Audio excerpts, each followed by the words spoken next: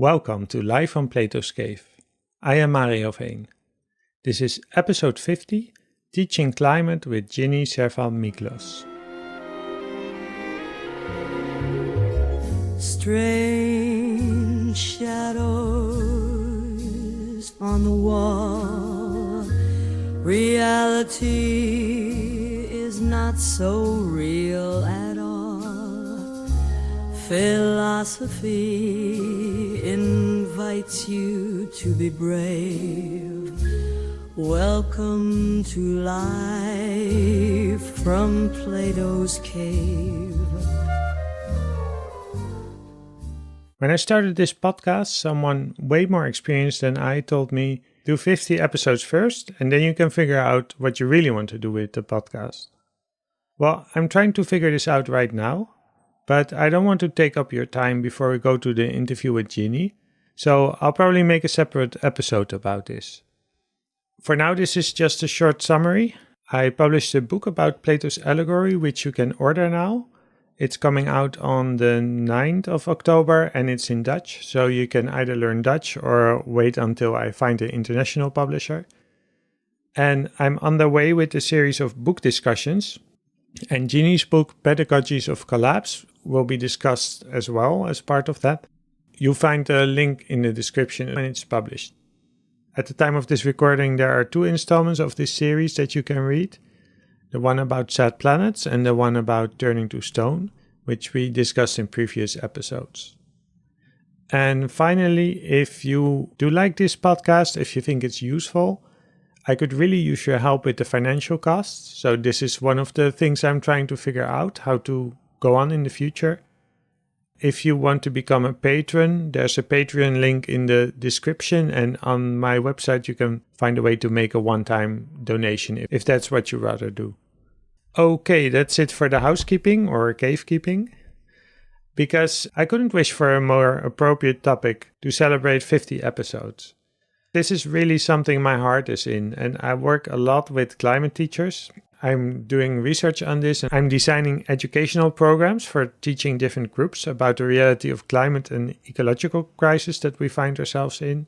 And like everybody, I'm struggling with questions like how honest can you be as a teacher to young people?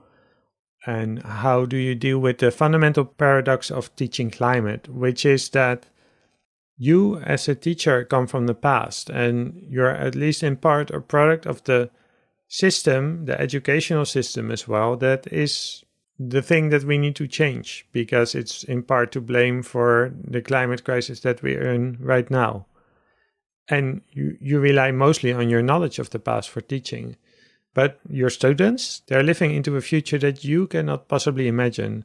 As Khalil Gibran wrote On Children, for their souls dwell in the house of tomorrow, which you cannot visit, not even in your dreams. So, how do you do that? Well, this book that we're going to discuss today is an answer to this question. And if you are interested in teaching climate or incorporating it into your teaching, or you're teaching about sustainability or planetary health or something like that, you're going to want to read it. If only for the author who really put her heart and soul into writing something for you based on her rich experience in this area that you can really use, to think about your own teaching and education. So before we get to the interview, let me introduce Ginie and tell you something about the book. Ginie Servant-Miklos is an engaged environmental educator with 15 years of experience in educational practice, research and advocacy. She currently holds an assistant professorship in behavioral sciences at the Erasmus School of Social and Behavioral Sciences in Rotterdam, the Netherlands, and her research and education work focuses on developing innovative pedagogies for societal impact. She developed the experimental pedagogics educational design framework and co-founded the Bildung Climate School with Professor Rutger Engels. She is the founder and chair of the board of the Fair Fight Foundation, which is an organization that provides girls and women from Zambia, Zimbabwe and India with the mental and physical benefits of martial arts practice, as well as educational support. Her most recent book, which is coming out in November, is called Pedagogies of Collapse, a hopeful education for the end of the world as we know it. And this urgent and radically honest open access book looks collapse in the face, acknowledges the temptation for denial and despair, but chooses hope. Pedagogies of Collapse rejects both the unwarranted optimism of progress narratives and the unhelpful despair of extinction narratives. Instead, Ginie makes the case for facing hard truths about the present and future with imperfect, trauma-informed learning practices and space for experimental pedagogies. Physics, so poetry and art, interdisciplinary start. We will travel, but you're safe. Welcome to life from Plato's cave. Yeah, and we went for the put-in setup. We did go for the put-in because I'm a little bit selfish and it makes it easier to edit this because we're sitting on a long table, you're sitting very far away from me, but that won't get in the way of our conversation, I hope. Yeah, I'm very happy to speak with you because I told you already, I think your book is really something that teachers need right now. And not just teachers, but let's just speak mainly to teachers because it addresses some of the dilemmas that I see teachers struggling with and that I struggle with myself as well. And here's probably a question that you get a lot. How honest can a teacher be to students about what's going on in terms of the climate and ecological crisis? I think we need to find a balance between being honest and realistic, which is necessarily going to be at this stage a rather depressing story compared to what they've been told, while also giving some space and room for students to process that, for students to do something with it, and for students to find a measure of hope. So it's not just a question of how honest, as in what degree of truth can we tell? Because as educators, if we don't tell the truth, then what exactly is it that we're doing? It's more of a matter of how do we embed it? How do we frame it? How do we put the truth within the education that we give so that we don't just leave students hanging with that truth? Because it can be such a heavy truth. My own research has shown that students can get into a state of despair, depression, and fall back into denial, which is not what we want. If we give people the unvarnished truth and no means to cope with it, it was René Lertzman, I think, who did a psychoanalysis of the climate crisis and showed that apathy is a product of not knowing what to do with the truth. So that's not really what we want from our students. So if you ask me, should education give a realistic appraisal of the terrible situation that we're in? I think it should. We have to tell people that as things currently stand, we're going to head towards 3 degrees of warming. And at 3 degrees of warming, civilization as we know it cannot exist. And that includes things like food production, mobility, housing. None of the things we have built around these systems, which we take for granted and support everything else that we do, none of that can survive in a world at 3 degrees of warming. And we are heading for that level of warming within the lifetime of almost all of the students that we have today. So that is a truth we need to tell. Just like we need to tell them that the levels of chemical pollution that we're putting out in the environment right now are serious enough to cause long-term inflammatory diseases. We know about cancer. We know about reproductive issues. We know about other chronic illnesses like thyroid problems, etc., that come from microplastics, PFAS pollution, and that those things, we are never going to get it out of the environment. We can have techniques here and there, enzymes or I don't know what, but the scale at which we're polluting the planet is so large that this is de facto the world that our students are going to have to live in. And I think we have a duty to let students know that, because they cannot solve a problem if they don't have the facts about that problem. And you might say, well, if the problem is unsolvable, isn't it better, to take the blue pill in that regard and ignorance is bliss? I don't think so, because the concept that we have of solving a problem is very driven by this tech progress mentality. There are other ways to solve a problem in inverted commas that revolve around how our psyche addresses this problem. Because ultimately, I think this goes back to dealing with students on the fundamental question of the meaning of life. And the real problem that the students have isn't, the infrastructure doesn't work, it's too hot. Although these are all problems, but the problems that they speak to is, how am I going to live? What kind of life am I going to have? Maslow's hierarchy of needs, of course you need the security, but if that's the only problem you try to solve, you don't address the other, and you don't see the inverse of the pyramid, that we're in the situation we're in because we haven't prioritized the right things. And so in that regard, the real question is how, not how honest do we need to be, but how do we embed that truth in a trajectory of learning that is meaningful?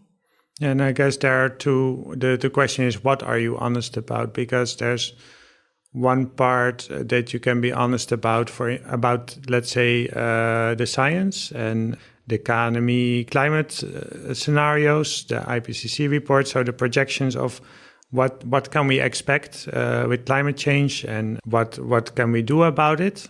So I think this is done more and more as well. But then there's another part where it's about the adults in the room, and the adults in the room are not doing a very good job at the moment, the adults in the room of the world. Do you distinguish between those two, or do they go together? So like you can say, well, you just talked about 3 degrees. We're heading towards 3 degrees. Do you also say, and we could possibly limit it to even below 2 degrees or closer to 1.5, as close as possible? But currently it doesn't look like we're going to do that, and I hope it's going to change. But at the moment, it doesn't look like it's going to do that. So are those like 2 different classes for you, 2 different subjects, or do you combine? So it's very important to tell students that there is a certain inertia in the climate system. So for instance, we already know the climate of 2024 is gone because of a 20-year inertia in climate change. So if we stopped all emissions today, we wouldn't really see the outcomes of that for 20 years. And we've already clicked in some tipping points, like the melting of the ice caps, that will continue for hundreds, thousands of years, even if we were to stop all our activities today. So there's a kind of baseline of change where we are already at 1.5 degrees of warming, and there's no going back. So I think in that regard, we have to dispel this myth that if we plant enough trees, we can just go back to how things were 50 years ago.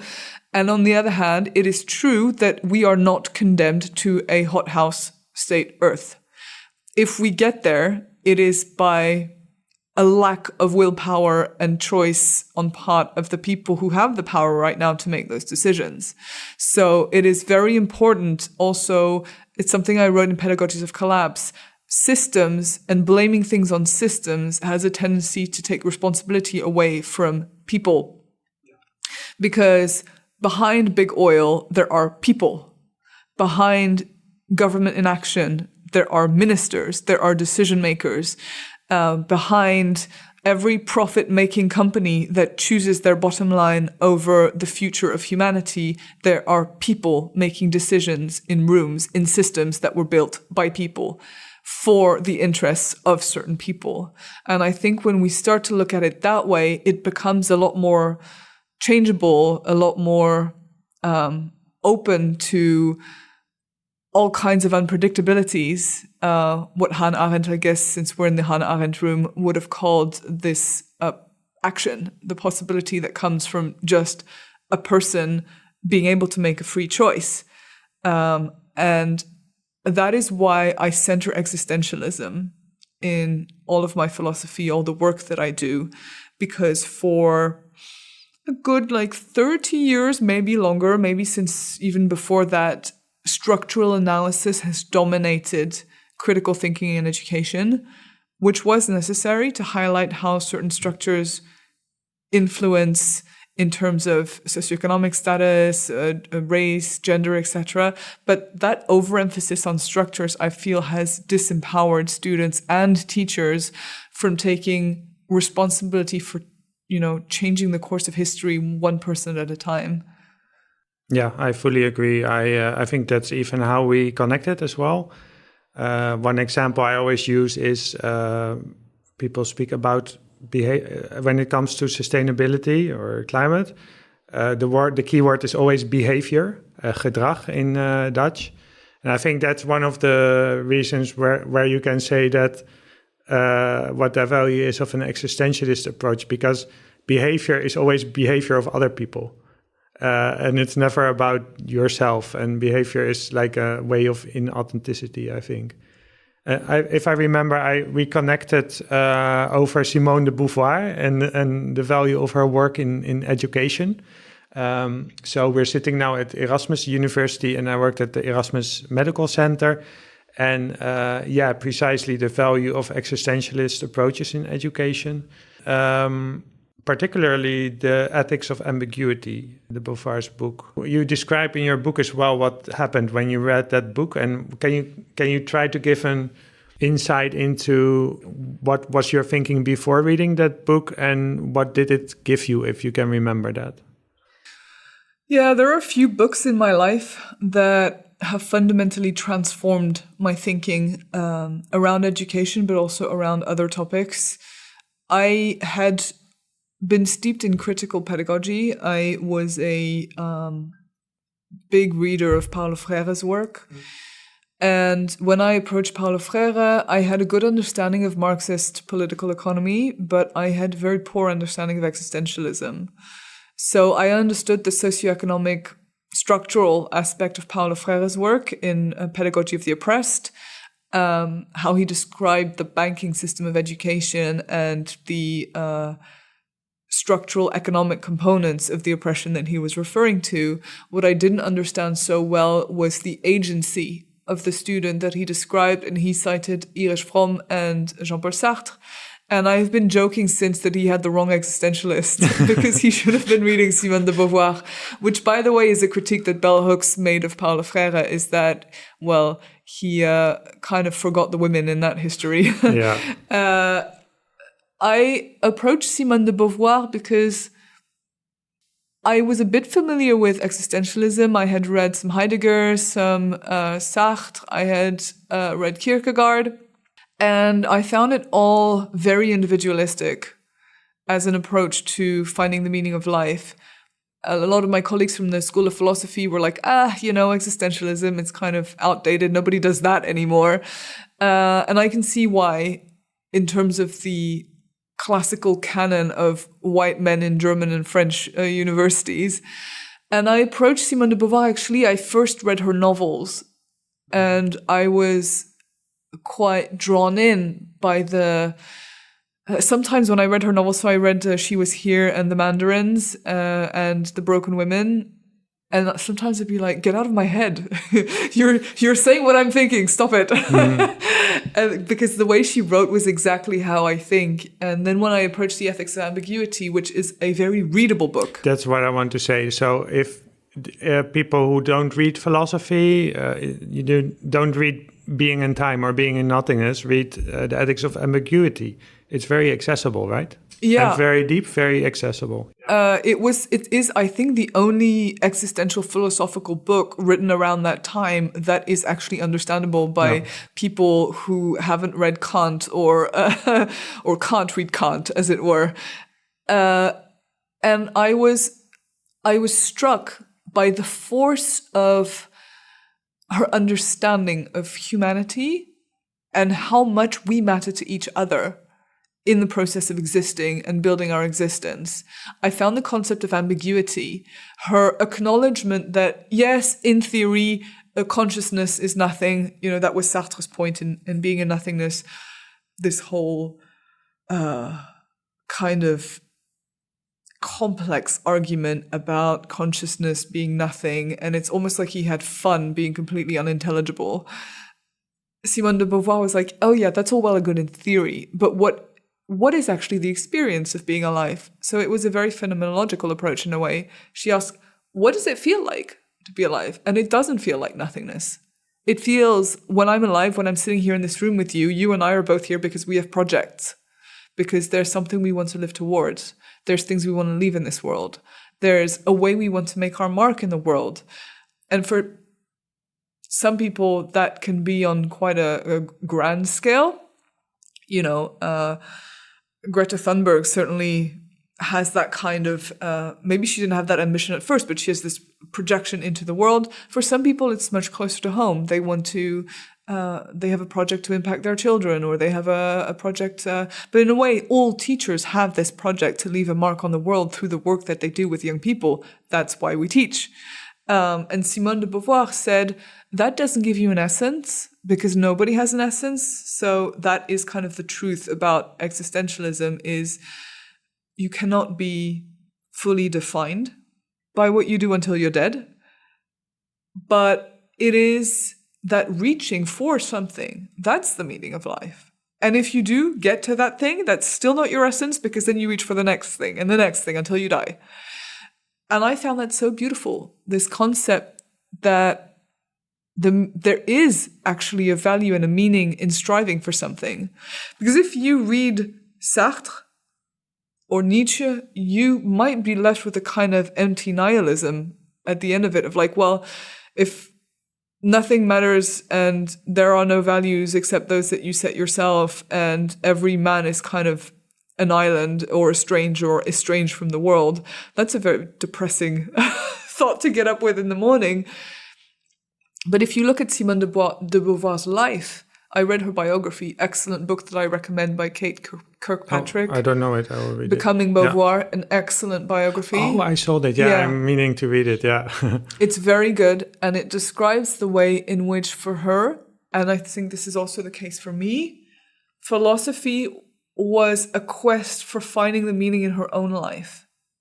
And this is the way that I approach philosophy as well. I'm not really interested in philosophy for the sake of a beautiful intellectual argument. I'm looking, and I wrote this book because I was looking for a way to live with myself through this very difficult time that is collapse. That is why Simone de Beauvoir was a lifelong feminist, why she had her apartment bombed twice for her support of Algerian women freedom fighters. So she was committed in practice to feminism, to anti-colonial struggle. For her, philosophy wasn't an intellectual exercise. It was a praxis. And that is my biggest inspiration from Simone de Beauvoir.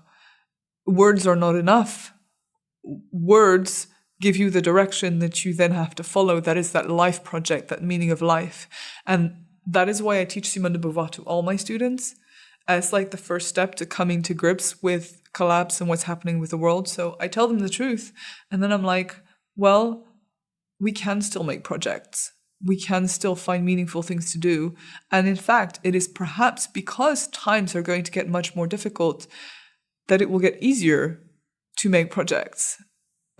Because neoliberalism and its promise of simplifying absolutely everything and making everything effortless, and this endless quest for money for no particular reason, it is actually quite difficult to find a meaning, a project, something that feels relevant to attach yourself to. And so it is from that like very existential, but existential in a critical, solidary meaning that I guide my students towards making life projects that are worth living under conditions of collapse. Another essential part that I hear in your answer is that with existentialism, it's not you are the teacher who has the wisdom that you're going to transfer to the students, but you're both there, you're all there, you know, you're all mortals. And you read this book and it connected to yourself, and you worked with it and you lived it. And then you're going to talk about it with the students, which is, I think, another great connection with climate teaching and one of the paradoxes that, speaking about honesty, that you cannot be honest to students if you're not honest with yourself, I think. This is one of the things that also teachers are struggling with, and which maybe explain why climate teaching isn't what it should be yet. And another thing I like about the book, which directly translates to education, is you can only learn if you can make mistakes. So it's not that because there's ambiguity that we cannot have ethics, but it's because that there is ambiguity that we need an ethics. So we need to think about that, and no one can prescribe it for it, and we need to reflect and we need to figure it out for ourselves. I had a great interaction in the class of master students that I teach here at the Design Impact Transition platform. So I teach the reflection track in the Masters in Societal Transitions. I have about 25 students in the class this year, and we were doing the introductory class. I'm always very open about who I am and the mistakes that I've made and the very complicated journey that has led me here. I was honest about it in Pedagogies of Collapse, and I'm honest about it with my students in class. And one of my students asked me whether I still fall into white savior syndrome or behave in that way. And I tried to be as honest as I could and to say it doesn't matter how many good intentions I put into things, I'm going to make mistakes. I'm going to fall into that, because what I wrote in Pedagogies of Collapse is the moment you take action, you're bound to get it wrong. Yeah. That's the nature of action. That's why I called for imperfect solidarity, that we put away the performance of moral perfection. Having an ethical compass is not the same thing as being morally pure. If you want to stay morally pure, you have to remain in the realm of abstract, in the realm of talk. And in some regards, in the realm of protest, you have to always be in opposition. You can never commit yourself to something, because the minute you commit, you put yourself in danger. You will mess up, make mistakes, get into these messy personal interactions with people. The minute you take action, you risk not living up to your own ideals. You have to come off the pedestal, and there's a lot that you can risk, actually. You risk your reputation, even if you're not a very public person, still you're standing as the teacher. If you start to take action in the world, you have to reveal yourself as fundamentally human, as not a holder of some kind of knowledge, as not like a position, but a person with feelings, someone who gets tired, someone who gets cranky, someone who, like me, has chronic health issues and is not able to function all the time.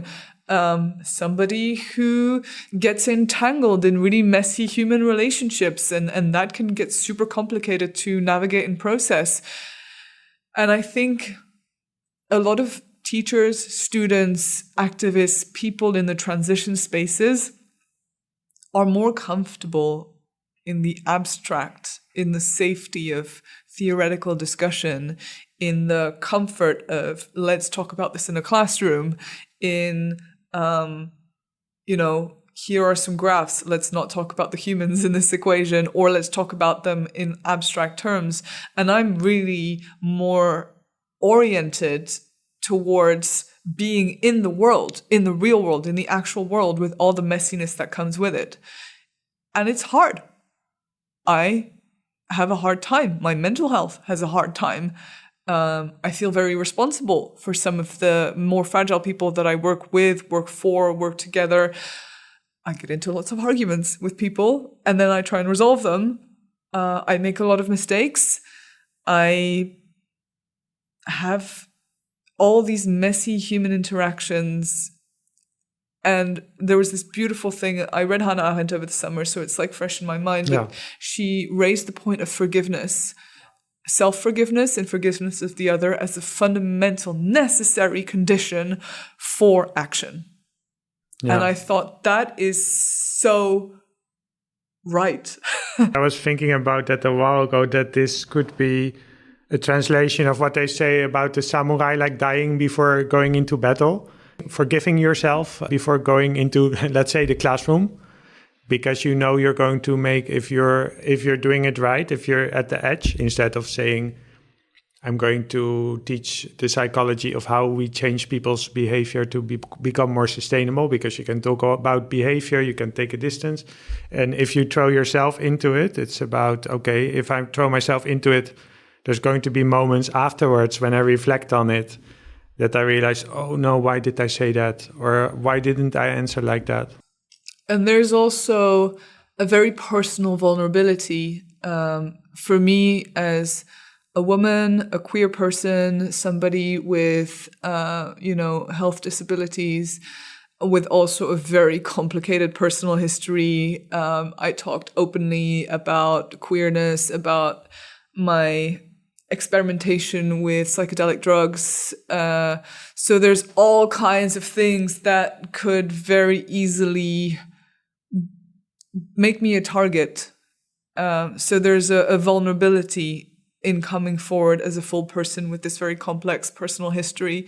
And it was a conscious choice that I made in Pedagogies of Collapse to come out with it up front and to say, well, this is my position. I speak from the position of somebody who's experienced what it's like being a woman in a space that is bizarrely dominated by white men. The transition sphere in the Netherlands is like bizarrely dominated by white men. You're talking to one right now. A queer person that in a space that is, well, in the activist space, it is quite queer, but in the academic space, it's bizarrely straight. And the more senior you get, the more white it becomes. Yeah. It's also very difficult, in a space that has so much urgency, that has so much, it's like a pressure cooker. If you come in as somebody with a disability, and I was open in Pedagogies of Collapse with my decades-long struggle with fibromyalgia, and how that forces me to slow down sometimes in ways that I don't want to necessarily, and with struggling with poor mental health, I was really trying to connect with teachers in the way that I think there's a mental health epidemic amongst teachers who are struggling with all these things, who are quitting en masse.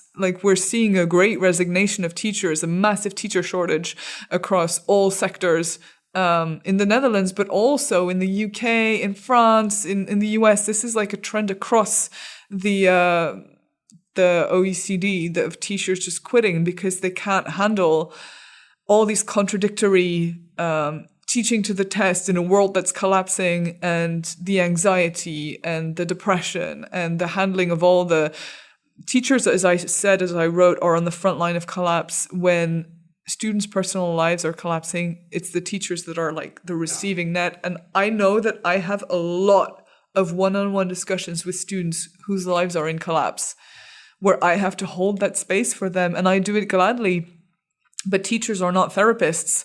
I'm not a qualified therapist, and I have to hold all that space while also dealing with the fact of my own struggles with mental health, with anxiety, with depression, with all of these struggles. And when I look at some of the more senior, let's say, men in the space of transitions who talk about these problems from a quite detached perspective, scientific, yes, and I think that's very important to be scientific, but almost as if they're not involved. This doesn't affect them. And I've heard, I won't say any names, but I've heard some men in that space glorify war as a sign of transitions to come, or embrace the chaos. Mm-hmm. That's great if you're not on the receiving end of the chaos. There are a lot of people that are in chaos, and I don't know if embracing it is, Well, I do a lot of work on the front lines of chaos. I also run the Fair Fight Foundation besides my work in climate, and I talk about it a lot in Pedagogies of Collapse. So we have karate schools for girls in Zimbabwe, Zambia, and India, which are all places that are very much affected by what's going on. Zimbabwe is basically a failed state that has experienced collapse twice in the last 20 years. So I've seen collapse close up. I've seen what chaos means in terms of children going hungry, in terms of girls getting abducted into early marriage, in terms of violence, violent crime, people's lives being ended early. Chaos doesn't mean that your Wi-Fi sometimes isn't working. Yeah. I feel like there's people in the transition spaces that just aren't, don't have enough skin in the game to really understand. Like for me, my biggest fear for me and like all the people I know that are close to me that have chronic illnesses and chronic health conditions, if we don't have access to the medication anymore, then what happens to all those people? And this is just like us within the very privileged context of the Netherlands, you know, as people with lifelong chronic and disabilities. But then you look at the planet and the number of people whose lives will be cut short, the number of people for whom chaos means death or chaos means losing everything you have. And suddenly I don't feel so much like embracing the chaos. No, exactly. Yeah, I'm thinking also about, in the Netherlands, we're talking about water and moving with the water. My wife is Thai. There's a lot of stuff going on right now in Thailand and in Vietnam with the floods and everything like that. And if you see those images, it's a different kind of discussion, I think. Yeah. And I had a discussion with someone quite senior in the transition sphere in the Netherlands about their plan for building everything out of wood. And I asked a very simple question: where are you going to get the wood from? From Brazil. And they were like, oh, there's enough wood. And I'm like, really? Because my husband is Romanian and I'm seeing the Romanian forests being cut down illegally, and that wood through various means being sold to various big companies, including IKEA. And I'm like, well, you know, what are you going to do when you run out of pristine Romanian forests to cut down? And this is something that I raised also in terms of like how much lithium is available, maybe not in absolute terms, but in terms of like production per year. If we all start moving to like, what if China tomorrow says, yeah, we also want to build everything out of wood? Then like all those trees we're supposed to be planting, by the way. So I feel like there's a lot. I had this experience when I read Jeremy Rifkin's book on the Green New Deal, I think it was called. And it was just this daydreaming of, let's just put solar panels everywhere and then get all the retirement funds to invest in all of this. And I was like, where's the physics in this? Where is the basic understanding that someone has to produce those damn solar panels and then install them on all the roofs? And we don't have a lot of time. Mm-hmm. And I just feel like a lot of these people live in abstractions. I started using the word also magical thinking, because magical technological thinking, it's like, I wish, it's. I think I had a better term for it in Pedagogies of Collapse. I called it phallic technomagic. Yeah, that's your favorite course, you said, huh? Yeah. I wrote a lecture that has huge appeal among students, and the title of the lecture was "Why Do We Love Dickheads?" Yeah. I was, of course, referring to the shape of Jeff Bezos's peculiar rocket.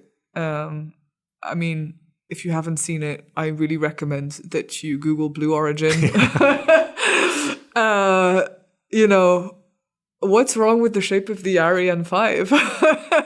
Why do you have to build a ship that looks literally like a flying dick? No, but jokes aside, the topic of that lecture is about how we displace our collective responsibility for taking action, our agency. We displace it into these father figure, billionaire, crazy, maverick, Elon Musk, Jeff Bezos, Richard Branson, and some are a little more Machiavellian figures than others. I mean, I personally find Elon Musk quite terrifying as a person, and some of the nutcase ideas that he has about repopulating the planet with white babies. It's quite scary, but there's this fascination for these omnipotent, godlike father figures. And what I describe in short, this idea that came to me is that with these phallic objects, with this phallic technomagic, this like representation of male power, it is a power that is imposed upon Mother Earth. And I borrowed a theory from a psychoanalyst called Melanie Klein, and she had this idea that people split the world into good and bad when they're not able to cope with nuance. Normally, a healthy adult with a healthy psychology should be able to see nuance, to see that things are never fully good or fully bad. and that there's a difference between our inner world and the outside world. And our inner world is a nuanced place. We are neither fully good nor fully evil. And the outside world is a nuanced place that is neither fully good nor fully evil. But what she said is when things get difficult, we have a tendency to split, and both to split ourselves and to split the world. And so the good parts of the world get combined with the good parts of ourselves, and the bad parts of the world get combined with the bad parts of ourselves. So we have this like black-white view of the world. And so what I realized is I think we have a split relationship to the planet, where we see the planet as Mother Earth. And on the one hand, we have a good mother, which is nurturing and provides food and has pretty things like butterflies and fountains and rainbows. And we care about Mother Nature. We want to protect her. She's fragile. We are destroying her. But actually, that's the bad part. There's a bad Mother Earth. There's bad Mother Earth that has hurricanes and wildfires and that has floods and storms. And we need to tame the bad Mother Earth. And if we could just tame the bad Mother Earth, then we could keep doing everything that we're doing while protecting the good Mother Earth. Mm-hmm. And so instead of actually doing the work of realizing that we are both responsible for the destruction that we're causing, and we also have the power to do something about it, we instead say, well, if the problem is the bad Mother Earth, who can save us?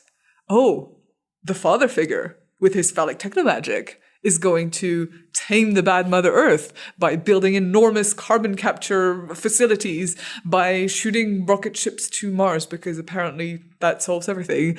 And so it's this fantasy of this father figure to tame our worst impulses in terms of the destructive appetite that we can't seem to curtail, while preserving the butterflies and the bees and all of that. But then we don't have to change anything about our behavior, because Elon Musk will save us with his phallic technomagic. And I see this thinking so prominently in my students, especially my male students.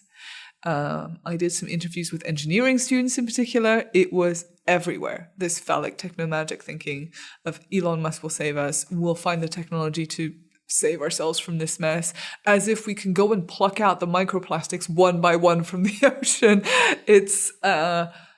It's a kind of wishful thinking that saves us from having to think about the hard work we're not doing. And that our children will have to do. And which they won't be able to do. No. Because a child born today will have a certain concentration of PFAS and plastic in their blood. Mm-hmm. And there's no amount, as laudable as their efforts are, there's no amount of ocean cleanup that is going to take those microplastic particles out of literally everywhere. On the top of Mount Everest, at the bottom of the Mariana Trench, it's everywhere. Mm-hmm. And there is no way that any technology on this planet will sieve the entire water content of this planet to get it rid of microplastics. Like, it's just physics. Yeah. I'm thinking about there's so many places we could go, and I really want to keep this under an hour. First, I want to say that what you say about the split is, of course, if people read the book, The Ethics of Ambiguity, you can ask yourself, which stage is this in? And it could also be a description of what happens in traumatic experiences, which is you also... Yeah, people just have to read your book, basically, because you explain it at length, very accessible. I think it's really important that people read that. Yeah, not just because they need to agree with you about everything, but also because it really makes you think. I didn't plan for people to agree with me. That's why I told the story also from a very personal narrative and personal standpoint. And I, said explicitly, this is my family history. This is my experience. This is the work I've done before I came to this. And because I've experienced the world in this way, these are the conclusions that I draw.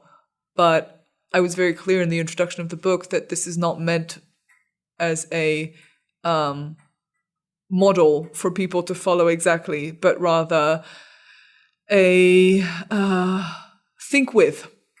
I like to call it a think with, to say to people, here are some ideas, see if they inspire something in you, and then I want this to be a kind of movement for educators. This is what I write in the conclusion of the book. I want us to build these classrooms together and to share ideas together. And I was this morning talking with people from the MBO, the vocational school down in Rotterdam South. And I'm every day being inspired by the work of other educators who bring to the fore things I hadn't thought about. Like this morning, I discovered they built a whole program for students who've dropped out of all education, but who still have that mandatory leerplicht, so who should be in school. And I came out of there really moved by, I met some of the students and some of the stories of students that had dropped out because of mental health, that had dropped out because of trauma, who came back into education, into the world, thanks to these programs. So I never wrote a book that was intended to be the be-all and end-all of my thought on education, or that I wanted other people to just do exactly as I say, but rather it's framed as dialogues. So all the chapters of the book pursue a certain dialogue, and it's framed as a dialogue because I want to reach people and talk to them and say, tell me what you've learned. Let's learn together. Yeah, and while I'm thinking how to combine some different topics in my last question, I think this is also, if I know teachers, they're going to think, this sounds interesting. I'm going to try this out. And I think that's also you talk about experimental pedagogy. This is the next step when you realize all this stuff about having skin in the game, throwing yourself in there, making mistakes, and then it means, okay, experiment, try things out. This is also one thing I always recommend to climate teachers, is to look for others.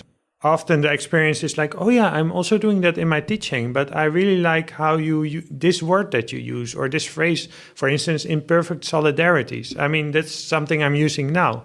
And it expresses something that was like half formulated, but I think, oh, thank you that you've done this work for me, because now I can say, address this need to be perfect, and even connected to teachers who think they need. You talk about psychoanalysis in your book.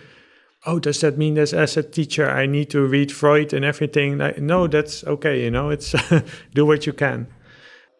Yeah, okay. I'm going to try out something. Let's see. Maybe it doesn't work. So you're a martial artist. That's true. I have a second-degree black belt in Shitoryu karate. Whenever I interview people who also do martial arts, we have to talk about martial arts. Okay, let's do that. But I was just thinking about trying to picture the position of teachers, and it was a position that I should stress I was in my previous job. So I'm very happy in my current job, but in a previous job, I was in a position where there is climate silence. So there's this. Yeah, you feel that you're not supposed to really talk about climate crisis, because then people say, oh, but don't call it crisis, because we have to talk about opportunities. So let's talk, these kind of things. So you have a lot of pushback from the management and maybe from your colleagues, and then finally you manage to get a course scheduled somewhere. You talk about in your book about finding the cracks. So you found a crack, and okay, you did all the learning goals and all that kind of stuff, and you have an hour with students, and then you do your thing. But then maybe you're not so experienced, so you make mistakes, and you're busy with that, while also thinking about what is the management going to think about if I say, well, have you heard about Extinction Rebellion? It sounds like that might be interesting for you. And then you have a break, you're probably exhausted, and a student comes up to you and says, well, I'm really starting to reconsider if I want to have children or not, which is like a big thing to hear, and you're not a therapist, you're a teacher. And there are different variations of this, but it's a very, very challenging situation that teachers who want to do something with climate can find themselves in. So is there anything besides saying, in my experience, I do Tai Chi, it helps me tremendously, just staying centered. So it means it's a practice, just so we could say, do some kind of martial arts. But is there anything that you could say from a martial arts perspective about being in that situation that you could apply? Yeah, so martial arts features quite prominently actually in Pedagogies of Collapse, because with my grounding in karate, which I've been practicing for 20 years, and as I said, I have a second dan black belt now, I practiced also some other arts like traditional kung fu and savate and kickboxing. That's why I'm sitting so far away from you, by the way. That must be why. I built the Fair Fight Foundation around martial arts as the center point to provide girls with an opportunity, not specifically to learn self-defense, because I've been working with Richard Dimitri and Pamela Armitage on actual self-defense, and real-world violence has nothing to do with what we learn in martial arts schools. So we do that as well, like real-world violence prevention with the girls, but the martial arts component is more about re-entering your body. And working with embodied learning, especially if you suffered from trauma or if you have a tendency to dissociate as a traumatic reaction, then martial arts has this great way of recoupling you with your body. And in a way, it's an embodied phenomenology. So it does tie very much into my work with Simone de Beauvoir and with this is more Merleau-Ponty, but she borrowed it from him, this idea that experience starts in the body. And if your body's not okay, then your life experience will be strongly affected by that. So actually, in this new project that I'm working on, which I mentioned briefly in Pedagogies of Collapse, but by the time I finished the book, we hadn't done the pilot for this project yet. It's called the Bildung Climate School. And it's a program that brings together MBO students, HBO students, and university students. So for those who don't speak Dutch, that's the vocational, the applied, and the university students all together in the same program to learn about climate. It is one of those programs that's in the cracks in the sense that we offered the pilot as an extracurricular. We're going to embed it within the learning programs, but as a minor, which is a kind of elective, and with a lot of external financing, because the mainstream university curriculum finds it hard to pay for these kinds of initiatives. But martial arts is part of the program. So martial arts is part of a climate school program because, and this is one of the things that we evaluate through the action research that we do in the program, it's about resilience. It's about managing the anxiety. So for the students who come into our program, we did the research with them. We talked about them, their experience throughout the program. It was the first time they were really confronted with the reality of what's going on in the world, especially for the MBO students. And so that caused quite an emotional shock for them. So we used martial arts and dancing as a means to regulate eco-anxiety and to process that stress. And we found particularly that the martial arts was quite effective in doing that. So when we moved to our ambition is ultimately to have a 20-week program, 20 weeks full-time program for Bildung and climate, that I'm working together with our former rector, Rutger Engels, on developing this program. Martial arts will feature throughout the full length of the program. So people will have, the students that come with us will have the opportunity to use martial arts as a vehicle to keep their body in this fight, literally. So I have never seen my martial arts work as separate from the climate, educational, activistic, transformative work that I do. That's why it features quite prominently in Pedagogies of Collapse. That's why in Fair Fight we have educational scholarships coupled with martial arts, and why now in the Bildung Climate School we have a whole martial arts trajectory for the students. It's not that I wouldn't say, oh, everybody go do martial arts now, although if you want to do that, please do. You also have to be very aware that martial arts spaces are still heavily dominated by men, able-bodied men. And it can still be quite difficult, especially at the higher levels when you get to black belt. In my dojo, we have quite a lot of female black belts, but generally that space is dominated by a certain kind of male figure. There's still, work to be done in that space.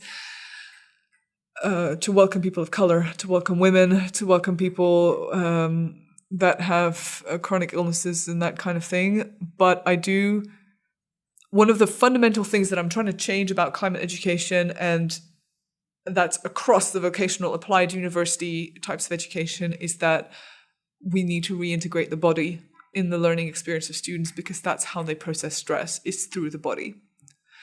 If you're a dancer, you can do that with dance. I'm a martial artist. I do that with martial arts. So that's where the inspiration comes from. Great. Yeah, I think that's also one of the meanings of Kung Fu is that you have a practice, and it's something that happens in time and that you repeat, and you don't really have an end goal, although, there could be some goals, but you just have something that you do, and that whatever, it can be, I would say meditation, but let's say more physical martial arts.